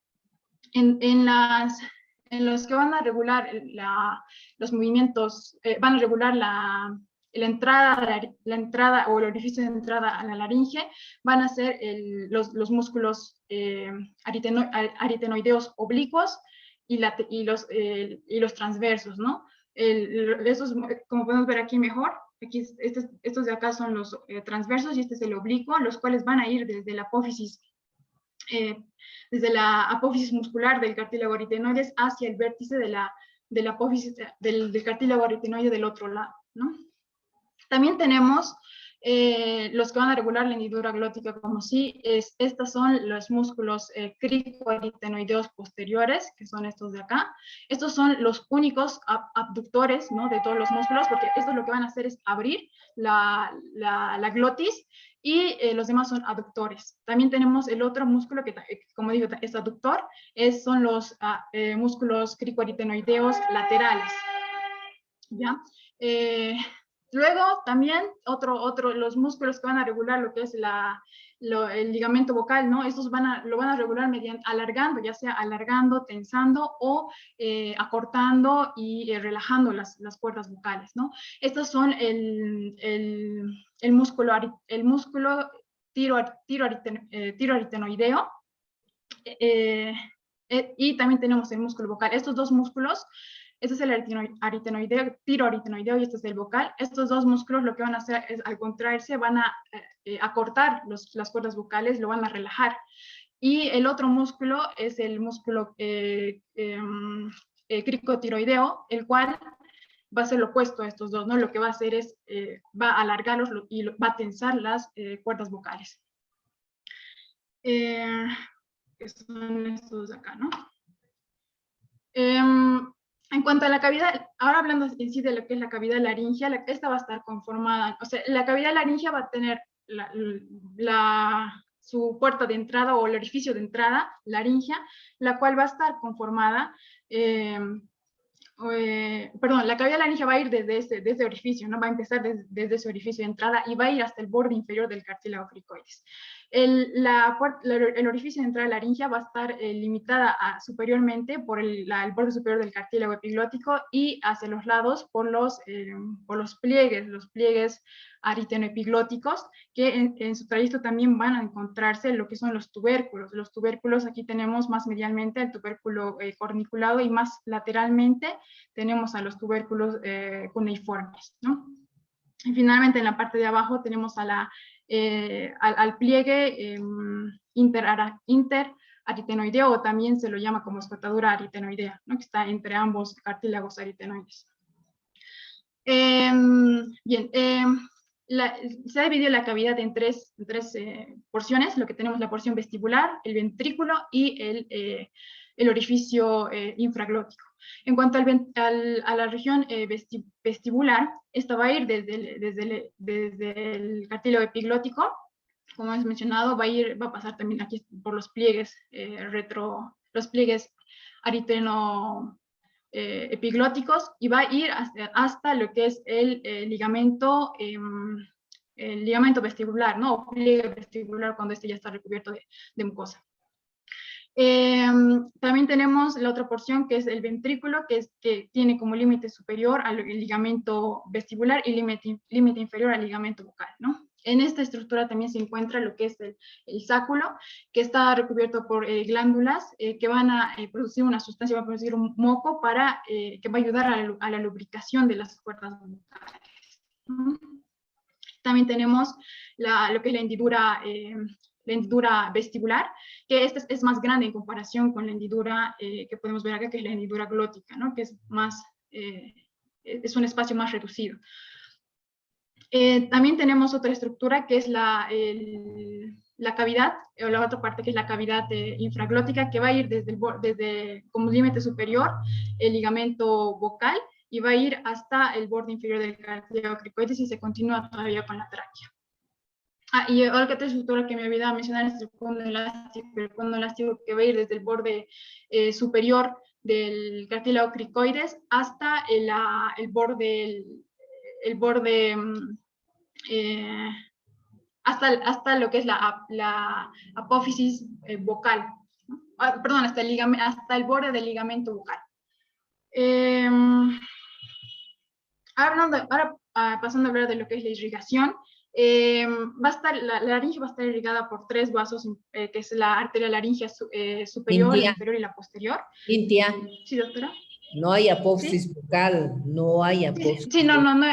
Estás equivocado, ya. Sí. Sigue, sigue. Ya. La irrigación va a estar dada, como mencionaba, por la arteria laringe superior, la arteria laringe inferior y la posterior. La arteria laringe superior e inferior van a ser, estas son ramas de la arteria tiroidea superior, que a la vez es rama de la arteria carótida externa, y la posterior, que es rama de la arteria tiroidea inferior y que es rama de la arteria subclavia. También en cuanto a las venas, también van a tener el mismo nombre y van a seguir el mismo trayecto de las arterias. La vena laringea superior Sí, ya. e inferior van a... La inervación. Cintia, la inervación. Ya, está bien, doctora. La inervación de la laringe va a estar dada por lo que es el nervio vago. Lo único que va a diferir es la rama del nervio vago. Todos los músculos anteriormente mencionados, exceptuando el músculo cricotiroideo, van a estar inervados por la por el nervio laringeo recurrente, ¿ya? Y el único que no va a estar inervado por como había mencionado, es el músculo cricotiroideo, que va a estar inervado por el nervio laringeo externo. Bien, ahora pasando a hablar de la fisiología, la función de la laringe, o sea, tiene una El función... laringio superior será, ¿no? No externo. Laringio superior. Laringio, sí, perdón, doctora, No laringio es superior. laringio externo, es laringio superior. Ya, sigue, Laringio sigue. superior. Bueno, la laringe tiene una función tanto respiratoria como una función fonatoria. En cuanto a la función respiratoria, va a permitir el paso del aire a las vías respiratorias inferiores. También va a tener una función protectora, esto también, como había mencionado, a través de la glotis, que va a cerrar la apertura o el orificio de entrada de la laringe, evitando el paso de la epiglotis, no la glotis, la epiglotis. Perdón, doctora. La epiglotis. Estás confundiendo cosas. Epiglotis. Sí, la epiglotis es la que va a descender y va a cerrar lo que es el orificio de entrada a la laringe, evitando la aspiración y la entrada de cuerpos extraños y alimentos a las vías respiratorias. También tenemos la función fonatoria. Esto se va a dar, como había mencionado, en el ventrículo específicamente, es donde se encuentra el aparato fonatorio, ¿no? Que son las cuerdas vocales, las cuales estas van a emitir un sonido cuando vibran por el paso del aire a través de estas cuerdas. Las cualidades del sonido van a depender tanto, ya sea de la longitud que tengan estas cuerdas vocales, también de la tensión de estas y de la posición en la que se encuentran. Y todos estos factores van a influir en la fonación, ¿no? Y la fonación se va a producir por un cierre y una apertura de estos pliegues vocales que nos van a producir los diferentes sonidos, que a la vez después se van a ir modificando a través de los movimientos de la lengua y los movimientos de los labios. Eso sería, doctora. En la parte de la función de la protección entra pues el asunto de la deglución, ¿no ve? También interviene la deglución. Ya.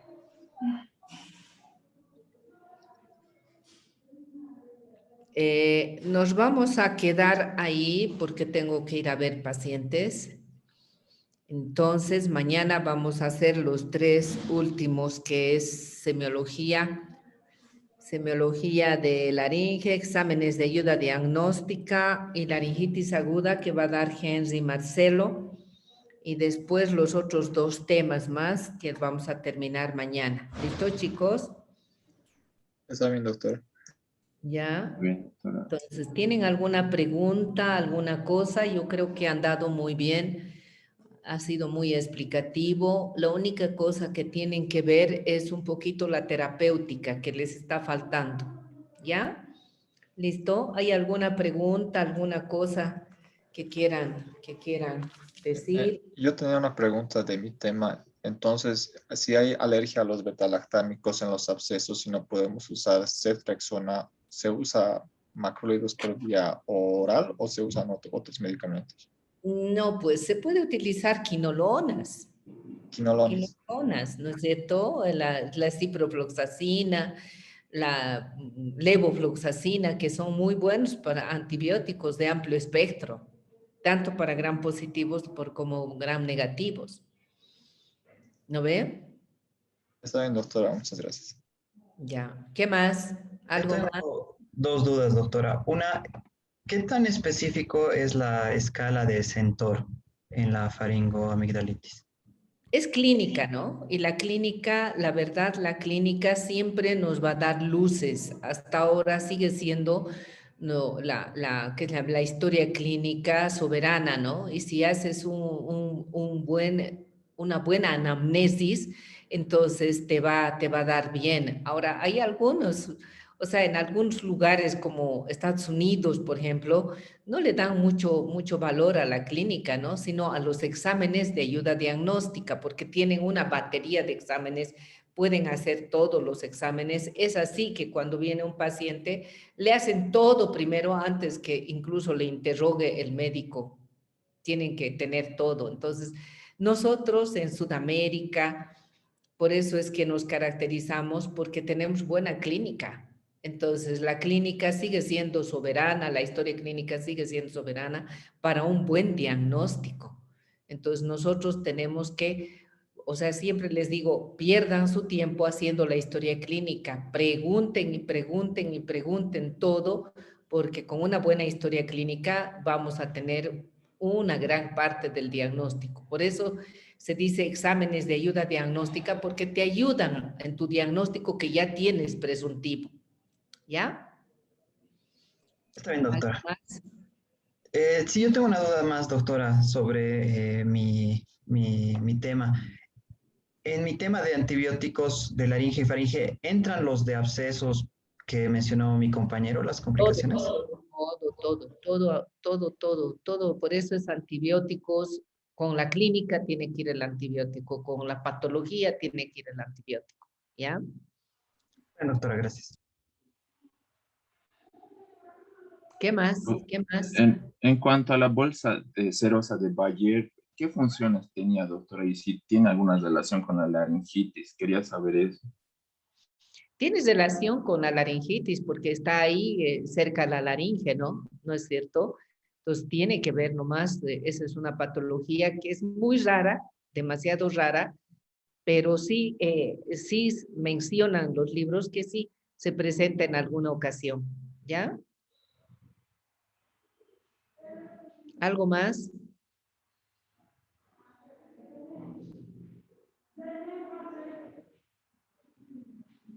Nada más. Bueno, chicos, nos vemos mañana. Mañana nos vemos. Que les vaya bien, cuídense y nos vemos mañana a las 7 en punto también, ¿ya? Está bien, doctora. Está bien, Hasta doctora. luego. Está bien, doctora, hasta Mañana. mañana. Tengan buen día, que tengan buen día. Ya, Chao, hasta luego. chicos. Chao, chao. Hasta mañana, doctora.